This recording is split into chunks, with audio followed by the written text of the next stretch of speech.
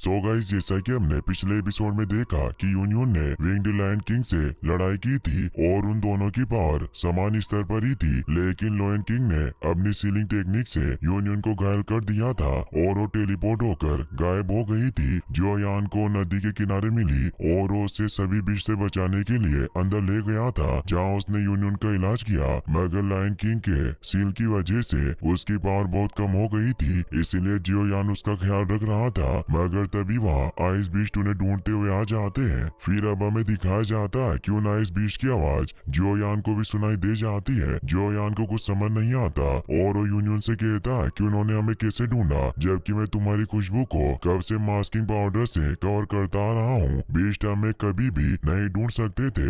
Union उसे बताती है कि आज मैं नहाने के लिए बाहर चली गई थी। जोयान उसे कहता है कि तुम यही रहना और मैं बाहर जाकर उन्हें निपटा कर आता हूँ। यूनियन उसे कहती है कि तुम अपनी पावर के साथ उनसे नहीं लड़ सकते, इसीलिए मैं खुद ही बाहर जाऊंगी। जोयान उसे कहता है कि मुझ पर एक एहसान करो, यहीं रहो। यदि तुम बाहर गई तो और ज्यादा मॉन्स्टर तुम्हारी तरफ आकर्षित होंगे और हम दोनों मारे जाएंगे। ये कहकर वो बाहर चला जाता है। यूनियन सोचती है कि उसकी पावर कम है, फिर भी वो इतना अग्रेसिव और रूड है। मगर उसे जोयान की फिक्र होती है। वहीं बाहर वो आइस बीस्ट मौजूद था, इसलिए जोयान उससे लड़ने को तैयार हो जाता है। मगर वो दूसरा आइस बीस्ट जोयान पर पीछे से हमला करने के लिए तैयार खड़ा था और उस पर हमला करने के लिए छलांग लगाता है। मगर जोयान किसी तरह उन आइस बीस्ट को खत्म कर देता है। फिर हम देखते हैं कि जोयान उन बीस्ट को मारकर घायल हालत में अंदर आता है। यूनियन जोयान को जिंदा देखकर खुश होती है। जोयान उसे कहता है कि अब दोबारा बाहर मत जाना। ये कहते ही वो उसके बाहों में बेहोश हो जाती है। जोयान की जब आंख खुलती है तो उसे मेडिसिन पिला रही होती है। जोयान उसे कहता है कि तुम मुझे मौत के घाट उतारने वाली थी, वो तो मेरी किस्मत अच्छी थी जो मैं बच गया।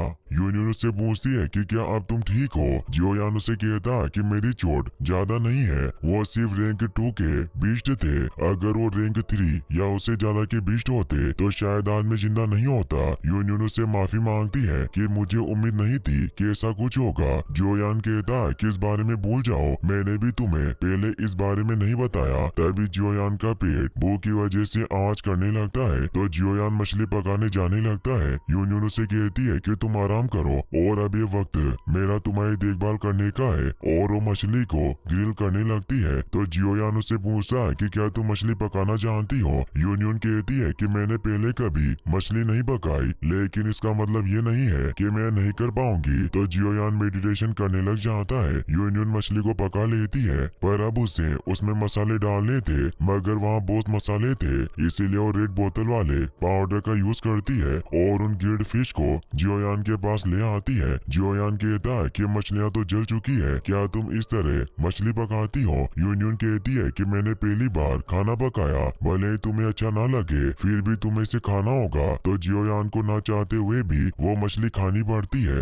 यूनियन भी वो मछली खाने लगती है, लेकिन तभी उसे चक्कर आने लगते हैं। वो जोयान से कहती है कि मैं बहुत अजीब महसूस कर रही हूँ। तो जोयान उसे कहता है कि तुमने मछली में कैसे मसाले का यूज किया था। तो उसे वो रेड बोतल दिखाती है और कहती है कि क्या मसाला खराब है। जोयान कहता है कि मुझे इस बोतल को नहीं उठाना चाहिए था, मास्टर ने मेरे साथ मजाक किया। और वो यूनियन को बताता है कि मैंने मसाला गलती से बनाया और ये एक तरह का लव पोशन है। यूनियन को इससे उस पर गुस्सा आता है और उसे कहती है कि तुम इतनी कम उम्र में ऐसे काम कर रहे हो और इन्हें बनाना सिखाने वाला मास्टर भी बेशरम होगा। याओ लाओ हंसने लगते हैं। तो जोयान उन्हें शांत रहने को कहता है। यूनियन कहती है कि मैं अब और इस गुफा में नहीं रह सकती, मुझे बाहर जाना होगा। तो जोयान उसका हाथ पकड़कर उसे रोक लेता है, जिससे उसके ऊपर गिर जाती है। जोयान उसे कहता है कि तुम बाहर नहीं जा सकती, क्योंकि बाहर ऐसे भी मंकी बीस्ट हैं जो इंसानी औरतों में दिलचस्पी रखते हैं। यूनियन उस सीरम की वजह से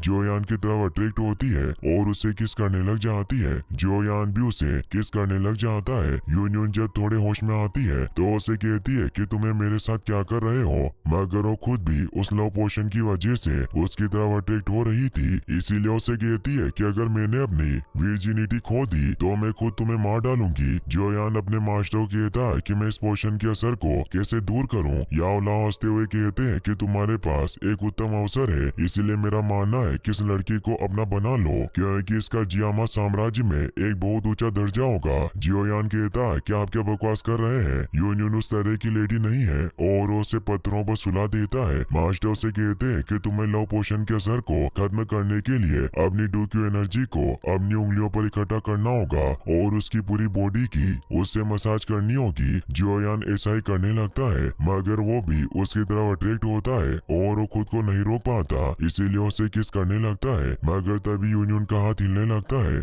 इसीलिए वो खुद को चाटा मारकर वहाँ से बाहर आ जाता है और पानी में छलांग लगाकर मेडिटेशन करने लगता है। यूनियन की भी अब आँख खुल जाती है। वहीं उन आइस बीस्ट के बाकी साथियों को भी यूनियन की लोकेशन का पता चल गया था, इसीलिए वो सभी वहाँ जाते हैं और अपने साथियों की मौत का बदला लेने के लिए गुफा में जाने लगते हैं। मगर तभी यूनियन के हमले से वो सभी दूर गिर जाते हैं। जियोयान भी बाहर आ जाता है। यूनियन उस पर अपनी तलवार पॉइंट कर देती है और उसे कहती है क्या जो कुछ भी हमारे बीच हुआ उसे राजी रखना, जैसे हमारे बीच कुछ हुआ ही ना हो। जियोयान उसे कहता है कि सबने हमेशा प्राइवेट ही रहते हैं। तभी वहाँ ऊपर से विंग्ड लायन गुजरता है, इसीलिए यूनियन उससे फाइट करने के लिए चली जाती है। जियोयान उसे कहता है कि तुम्हारी सील अभी नहीं टूटी है, लेकिन वो नहीं सुनती। जियोयान भी अब उन आइस बीच से बचकर वहाँ से भागने लगता है और वो भागता हुआ एक खतरनाक गुफा के पास पहुँचता है जो विंग्ड लायन की गुफा थी। जियोयान अपने मास्टर को कहता है कि यूनियन विंग्ड लायन से लड़ रही है और हम इस बात का फायदा उठाकर उसकी गुफा से वो लायन बर्थ एसेंस हासिल कर सकते हैं। और अब जियान वहाँ मौजूद बिस्ट से छिपते हुए गुफा की तरफ बढ़ने लगता है। मास्टर उसे कहते हैं कि तुम मुझे ईमानदारी से बताओ कि तुम वास्तव में क्या करना चाहते हो। क्या तुम यूनियन के लिए उस पर्पल क्रिस्टल को चुराना चाहते हो ताकि वो लेवल अप कर सके। मगर जियोयान कोई जवाब नहीं देता तो मास्टर कहते हैं कि मुझे लगता है कि तुम दोनों का ब्रेकअप हो गया है। जियोयान उस गुफा के अंदर पहुंच जाता है। जियोयान के पास एक क्रिस्टल होता है और वो कहता है कि हमारी चाल काम कर गई, और वो पुरानी बातें सोचता है। जब उसने यूनियन को कहा था कि मैं भी तुम्हारी मदद करूंगा, तो यूनियन ने उसे एक क्रिस्टल लोकेटर दिया था और कहा था कि जब मैं विंग्ड लायन का ध्यान भटकाऊंगी तो तुम इस लोकेटर की मदद से उस पर्पल स्पीड क्रिस्टल को ढूंढ सकते हो, क्योंकि जब तुम उस क्रिस्टल के पास जाओगे तो ये चमक उठेगा। और अब वो क्रिस्टल चमक रहा था। जियोयान गुफा के बिल्कुल अंदर पहुंच जाता है, मगर वो देखता है कि विंग्ड टाइग्रेस वहाँ सो रही है और उसे वहाँ एक चमकता हुआ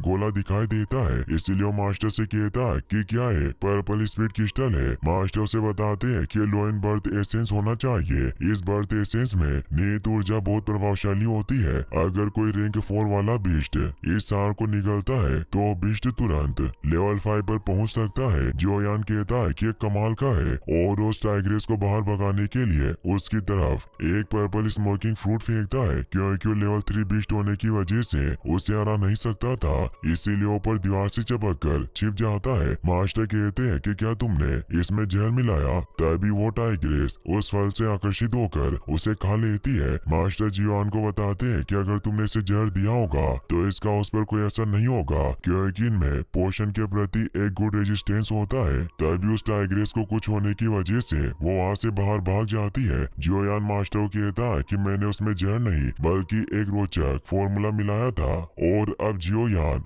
उस एसेंस को हासिल करने के लिए उसकी तरफ छलांग लगाकर उस गोले को पकड़ लेता है, मगर उसे दर्द होने की वजह से वो दूर गिर जाता है। मास्टर बताते हैं कि इसमें पाशिक बल है, इसीलिए तुम इसे हासिल नहीं कर सकते, पर तुम इसे खोलने का प्रयास कर सकते हो। जियोयान उस लोकेटर को बाहर निकालता है और उसे वहाँ एक जेम के अंदर वो पर्पल स्पीड क्रिस्टल मिल जाता है, जिससे वो खुश होता है। फिर वो उस क्रिस्टल से उस गोले पर हमला करके उसमें से एसेंस निकालने लगता है। तो जियोयान उन्हें जेट बोटल्स में भर लेता है, मगर उस एसेंस की कुछ बूंदे नीचे गिर गई थी। तभी वहाँ वो टाइग्रेस भी आने लगती है। जियोयान उस नीचे पड़े एसेंस को चाट कर खा लेता है। मास्टर उसे मना करते हुए कहते हैं कि इस एसेंस को तुम्हारा शरीर सहन नहीं कर पाएगा। जियोयान कहता है कि मैं इसे बर्बाद नहीं कर सकता था, और अब वो वहाँ से बाहर भागने लगता है। तभी टाइग्रेस उस पर हमला करती है, मगर उसके वहाँ से बच जाता है। जियोयान उससे बचकर वहाँ से भागने लगता है। मास्टर उसे कहते हैं कि तुम भाग क्यों रहे हो। जियोयान कहता है कि वो लेवल 3 का बीस्ट है,